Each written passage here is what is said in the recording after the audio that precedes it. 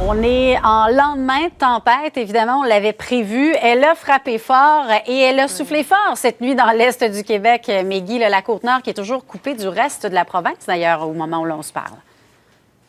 Oui, parce que la route 138, Lisa-Marie, c'est le principal tronçon routier qui relie la Côte-Nord au reste de la province. Eh bien, la route, elle est fermée en ce moment entre les Escoumins et Sept-Îles. Pour ce qui est de la traverse de Matane vers la Côte-Nord, les traversées de 8h et 11h sont annulées. La situation sera réévaluée par la suite. Tout ça, ça amène bien des impacts sur la Côte-Nord. Entre autres, il y a des centres d'hébergement d'urgence qui ont été mis en place hier durant la soirée parce que les automobilistes ne pouvaient pas se rendre à destination. Également, au niveau des écoles, dans le secteur de Sept-Îles, on parle de cours suspendus.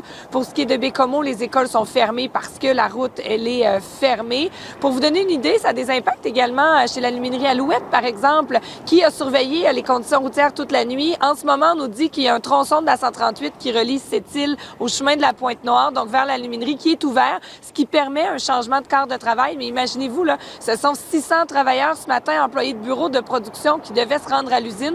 Donc, c'est possible pour ceux de Sept-Îles, mais c'est impossible pour ceux qui résident à Port-Cartier. On parle de poudrerie encore. Donc, vraiment, pour les entreprises, ça amène également un grand casse-tête ce matin. Et pour ce qui est d'Environnement Canada, on nous a dit, Lisa-Marie, avoir enregistré une pointe à 109 km/h à Bécomo cette nuit, 102 à Pointe-des-Monts. Et je dois vous dire, en terminant, vous le voyez, moi, je me trouve en ce moment à Rimouski. Je vous laisse voir donc le boulevard ici, la route 132, chaussée enneigée, petite neige. On attend seulement un 5 cm, mais heureusement, les vents ne sont pas de la partie, donc les conditions sont plutôt bonnes. Et on a reçu une trentaine de centimètres quand même chez nous depuis hier. Ah oui, on y a goûté sur plusieurs régions, dont la vôtre. Merci beaucoup, Meggy.